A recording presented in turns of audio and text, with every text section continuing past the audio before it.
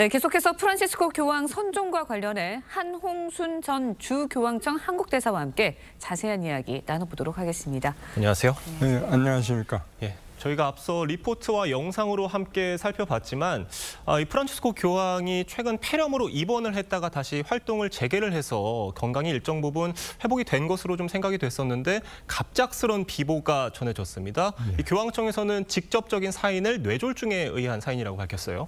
네. 아니 근데 사실 연세가 좀 높으신 편이어서 제가 태어나서 수적부터 걱정은 했어요.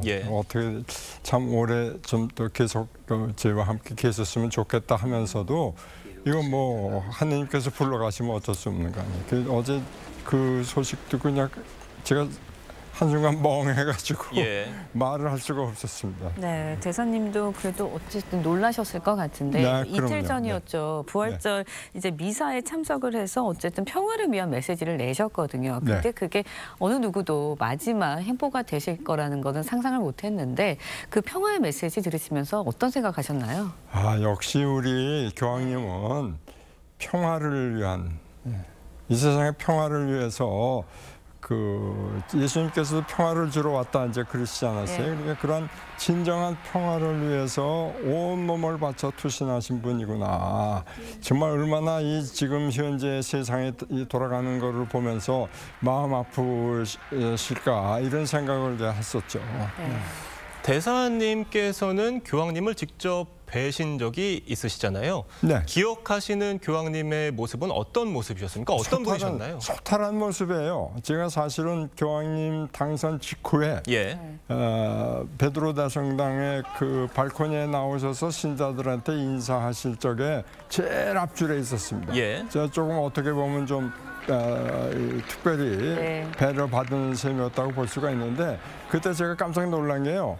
첫 인사가 부어나세라 이태리 말로 이제 안녕하세요 그런 거죠. 저녁 인사. 이 인사 교황님한테 기대하던 인사로는 너무 소탈하고 일반 보통 사람들의 인사구나 이렇게 생각을 했어요. 근데 그 이후 이어지는 모든 행보를 보면은 당신은 나는 보통 사람이다.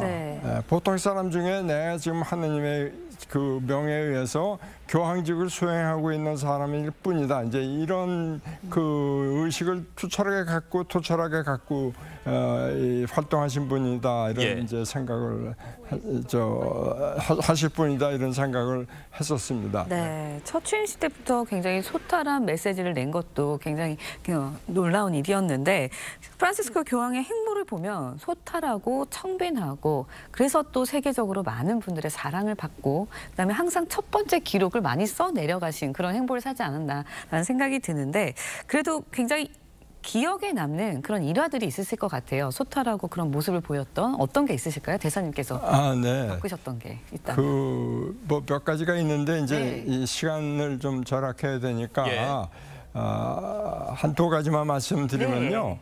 제가 아주 한 40년 넘게 막역한 직이 아주 친구가 있습니다. 근데 교황님하고는 최측근이에요. 아주 친한 측근이에요. 평신도입니다. 지금 이제 로마에 바티칸에 이제 로마에 살고 있죠. 그런데 이 친구가 얘기하기를 교황님이 이제 교황 선출 회의에 오셔야 되잖아요. 이제 부에노스아이레스에서 오셨다고요. 오셔가지고 저녁 때 도착해서 로마에 도착해서 집에다 전화를 걸었더래요. 자기 집에다. 나 지금 로마 왔다. 근데 이게 저녁을 먹어야 되겠는데 집에 어디 좀 먹다 남은 거 좀 없냐. 그 먹다 남은 거 좀 차려달라. 그래서 와서 드시고 이제 가셨다는 거죠. 그러니까 먹다 남은 거 뭐 다른 건 따로 준비하지 말고 그렇게 이제 갔다고 해서 제가 그런 일이 있었냐 그랬는데 하루는 이제 그 집에 제가 이제 초대를 받아서 간 적이 있어요. 근데 저한테 방명록을 보여주는데 원 세상에 이거 깨알같이 써가지고요. 제가 농담 삼아 그랬습니다. 이거 읽으려면 현미경 보고 뭐 해야 되겠네. 그 정도로 당신 자신을 낮추시고 그런 분이에요. 아주 소탈하게 글씨가 아주 깨알같이 쓰십니다. 그리고 교황청의 여러 문서를 이제 네. 발표하시잖아요. 예. 그때도 다른 말 안 써요. 교황 뭐 이런 거 안 쓰고 딱 프란시스 조그만 글씨로 그걸로 끝입니다. 예. 네. 정말 그런 교황님의 살아생전에 검소하고 소탈한 모습에 대해서 지금 말씀을 해주셨는데 교황께서 2014년에 한국으로도 와서 저희 한국 사회에도 굉장한 어떤 여러 가지 모습들을 보여주셨습니다. 당시에 소형차를 타고 이렇게 네. 인사를 하는 그런 모습들을 보이면서 굉장히 당시에도 검소하고 소탈한 모습이 화제가 됐었는데 당시 한국 사회에 보여주셨던 모습에 대해서는 어떻게 평가하세요? 네. 정말 함께하는 백성들하고 예. 같이 함께하는 그냥 함께가 아니라 그 속에 들어가서 예.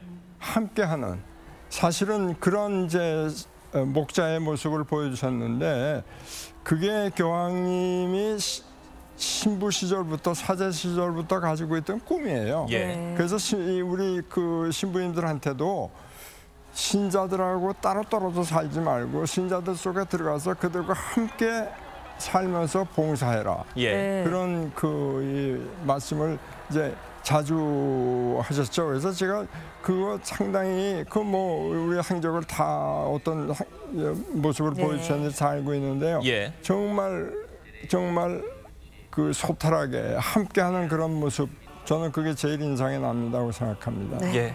그 교황께서는 생전에 간소화된 장례 절차를 원한다고 말씀을 하셨다는 걸로 알려지는데 앞으로의 유언을 장례 남기셨죠. 절차, 예. 네. 장례 절차는 앞으로 어떻게 진행이 되는 겁니까? 글쎄요, 장례 절차는 이제 제가 알기로는 한 6일, 5일, 6일 예. 정도. 예. 그러니까 주일날이 겹치면 이제 예. 그거는 이제 보통 피하기 때문에 네. 그렇게 하고 그리고 이제 교황님 시신을 예. 이제 베드로 광장 앞에서 일반 신자들한테 이제 다 보여주고 예. 그렇게 해서 예. 거행할 걸로 생각하고요. 그 동안에 뭐 말할 수 없이 전 세계 신자들이 애도하는 예. 것뿐만 아니라 교황님을 위해서, 교황님의 영혼을 위해서 기도하는 그러한 그 기간을 갖게 되죠. 그리고 애도 기간이 이제 장례 이후에도 애도 기간이 8일인가 이렇게 이제 예. 있을 겁니다. 네. 네. 알겠습니다. 차기 교황 선출을 위한 콘클라베도 치러진다고 보도들이 나오고 있습니다. 콘클라베요. 네. 차기 교황을 선출하는 네. 그 과정도 어떻게 진행이 될지 일반 시청자들도 굉장히 관심이 있거든요. 어떻게 보통 진행이 되나요? 그게요. 네. 지금 저도 조금 궁금한 게 하나 있습니다. 예. 네. 이 자리에서 말씀드려야 될지 될지라는 것보다는 비밀은 없는 건데 네. 그 교황의 전 세계 지금 추경이 252명인가 그렇게 돼 있어요. 예. 그런데 그 중에 교황님이 선정하시기 전날 만 80세가 넘지 않은 그런 예. 추경들만 이제 교황을 선출하는 회의에 들어갈 수가 있어요.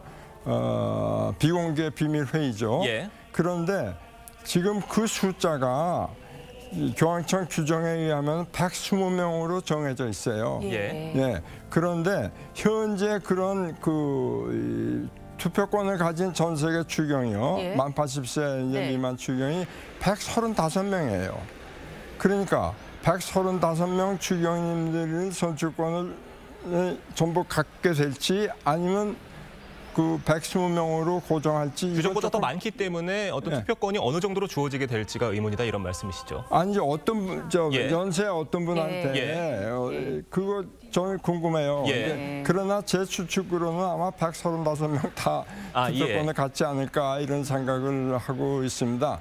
그래서 이제 예. 그 비밀 회의를 하며 그 숙소도 교황청 안에 이제 고정돼 있고 전부 창이 구멍이 전부 가려요. 외부 전부 예. 통신이 되지 않도록. 보도들이 예. 나오더라고요. 네, 예. 그렇게 되어 있습니다. 네. 네, 알겠습니다.